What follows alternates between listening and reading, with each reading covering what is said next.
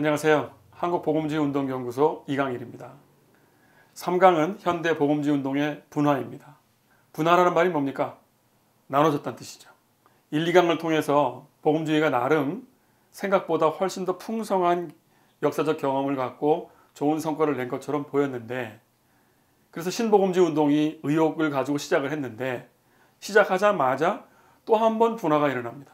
이것은 개신교의 운명이라고도 할 수 있어요. 그냥 분열이라고 하면은 부정적인 의미인데 분화는 적극적인 의미예요. 각자 자기 스타일대로 나눠지는 거죠. 그런 분화를 말씀드릴게요. 그런데 1960년대부터 40, 50년대에 새롭게 시작한 신복음주의 운동이 갈라지게 됩니다. 어떻게 갈라지느냐? 사회 때문이에요.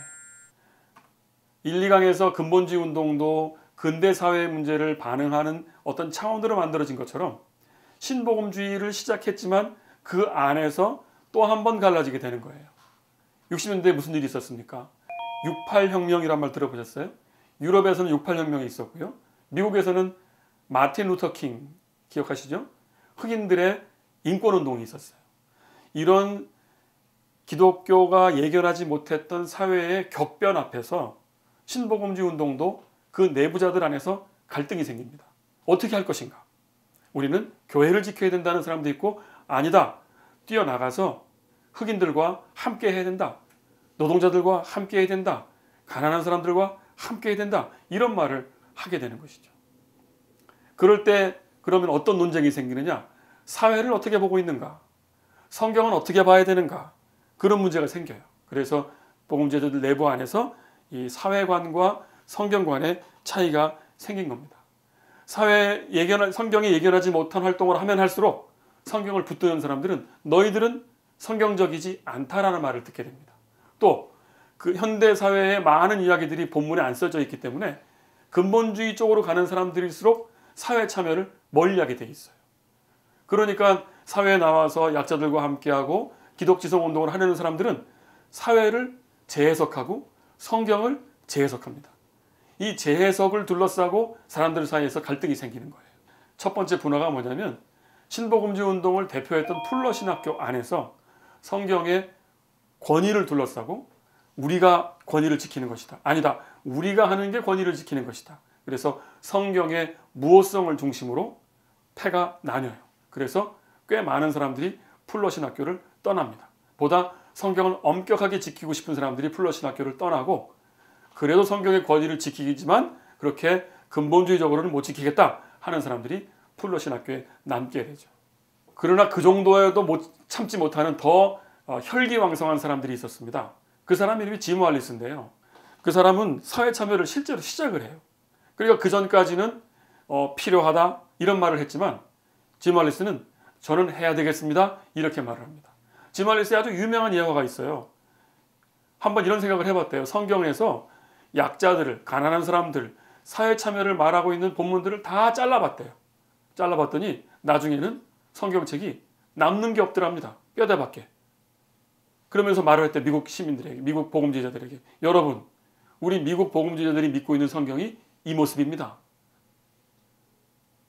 아무것도, 약자들을 위한 복음인데 약자들의 내용들을 다 빼버렸을 때 아무것도 남지 않는데 그걸 우리가 붙들고 있다는 거예요. 그런 식으로 아주 능동적으로 행동을 해냈던 사람들이 있었다는 거죠. 이런 식으로 성경을 엄격하게 지키고 싶었던 복음주의자들이 있었고, 그리고 아니다, 사회 참여의 필요성은 있다고 말하는 복음주의자들이 있었고, 실제로 해내는 사람들이 있었다는 거예요. 그래서 처음에는 신복음주의로 시작했지만 60년대를 거치면서 복음주의는 세 가지 종류로 나눠지게 되는 겁니다.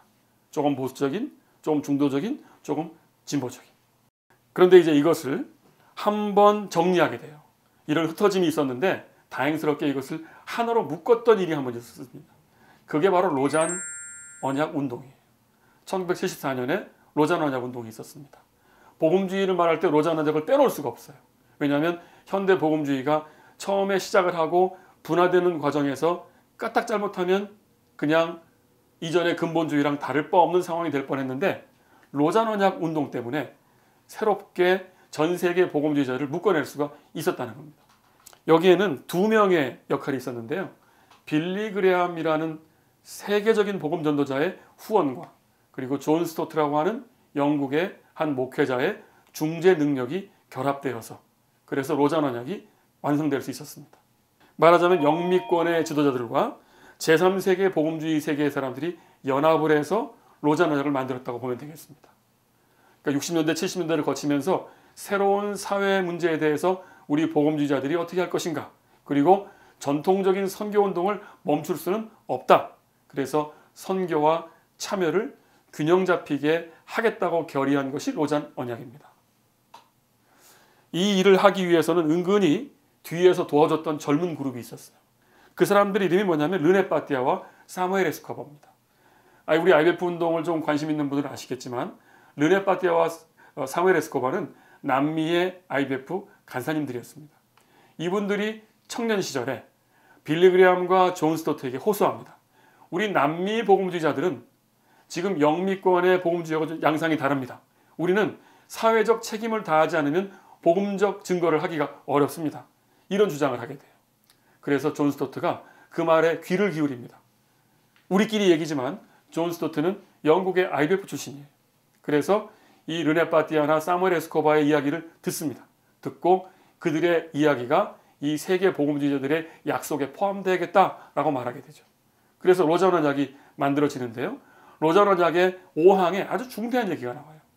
모든 그리스도인에게 복음 전도와 사회 참여는 의무이다. 이런 말을 하게 됩니다. 이 말은 50년대 이전의 근본주의적인 기독교 세계에서는 상상할 수 없는 얘기였어요. 왜냐하면 근본주의자들은 복음 전도만이 우리의 의무이다 라고 말했거든요. 그런데 신복음주의가 출현하고 내부의 갈등을 겪다가 1974년에 빌리 그레함과 존 스토트와 르네 파티아, 사무엘 에스코바 등등이 힘을 합쳐서 만들어낸 조문에는 바로 사회 참여가 그리스도인의 의무로 포함된 것입니다. 물론 세계 선교도 똑같이 복음 전도도 반드시 해야 되고, 그래서 두 가지를 균형 잡게 일종의 총체적 복음을 한번 완성해낸 기점을 로잔 언약이라고 하는 것입니다. 그리고 이제 대중적인 복음주의 운동이 다시 한번 세계적으로 성장하게 됩니다. 이제 비교적 건강한 모습을 띠고 70년대에 형성된 새로운 복음주의가 세계로 뻗어나가게 된 거예요. 거긴 이유가 몇 가지가 있는데, 복음주의 풀러 신학교에 있었던 교회 성장론이라고 하는 과목이 있었어요. 교회가 성장하는 데는 특별한 전략이 필요하다는 거예요. 그것이 교회 복음주의 운동이 부흥을 하게 됐을 때 그 회심자들을 받아낼 수 있는 계기가 됐던 것입니다. 오늘날 교회 성장론은 크게 비판을 받습니다만 당시로서는 복음주의 회심자들을 받아내는데 효과적인 역할을 했던 것도 사실입니다. 그리고 빌리 그레함이라는 분이 한국에 와서 2번에 걸쳐서 전도 집회를 해요. 거기서 100만 명, 수십만 명이 그 자리에서 회심하는 놀라운 경험을 하게 됩니다. 이것 때문에 갑자기 기독교인들이 갑자기 늘어나게 됩니다. 그래서 한국교회가 70년대를 계기로 해서 커져나갔다고 하죠. 거기에는 이 세계 복음주의 운동의 어떤 움직임과 연결되어 있는 것입니다. 그런데 이제 문제가 하나 생겨요. 우리 일강에서 복음주의를 왜 말하지? 이런 우리의 의문이 있잖아요. 그 의문이 왜 그러냐면 복음주의가 보수주의나 혹은 근본주의랑 같은 의미로 쓰이고 있기 때문에 우리가 불편한 거거든요. 근데 그 기원이 있어요. 70년대에 복음주의 운동이 부흥하게 됐을 때 근본주의자들이 복음주의 운동을 편승해서 특히 미국에서 기독교 우파라는 이름으로 미국의 보수적 정치인들을 아주 노골적으로 지지하게 됩니다. 그런데 그 운동을 하면서 자기들의 이름을 복음주의 운동이라고 쓰는 거예요.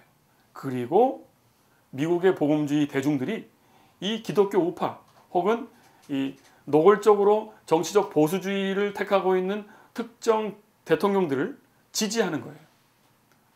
사실 복음주의는 특정 정치 권력과 결탁하지 않는 것이 원래 성격이라고 할 수 있는데, 그것을 포기하고 일종의 신근본주의 그룹이 기독교 우파라는 이름을 가지고 특정 정치 세력과 연결이 돼버린 것인데, 이 일에 대해서 미국의 복음주의 대중이 하다가 협력을 해버렸어요. 그래서 70년대 말부터 복음주의는 보수주의와 같은 뜻으로 쓰이게 되고 말았습니다. 혹은 근본주의와 다를 바 없게 된 것이에요.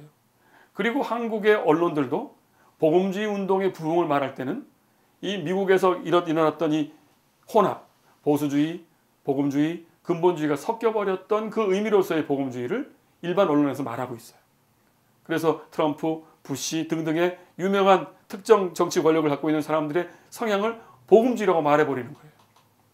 1, 2강에서 이미 말했지만 복음주의의 특징과 트럼프가 보여주는 특징은 다른 것입니다. 21세기로 들어서면서 이전의 복음주의하고 다른 양상이 또 한번 시작됩니다. 그걸 우리는 뭐라 그러냐면 젊은 복음주의라고 그래요.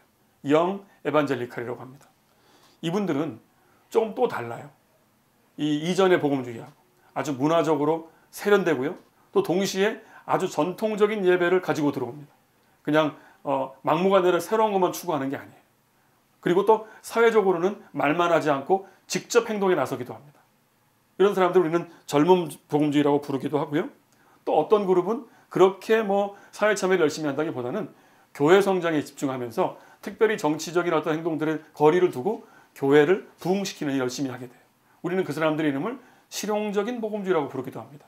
그래서 복음주의는 이렇게 분화를 거듭합니다. 어떤 사람들은 기독교 우파로 가버리고 어떤 사람들은 젊은 복음주의로 가고 어떤 사람들은 또 실용적 복음주의를 하기도 하고 이런 식으로 복음주의가 넓게 분화를 거듭하게 됐다는 뜻입니다.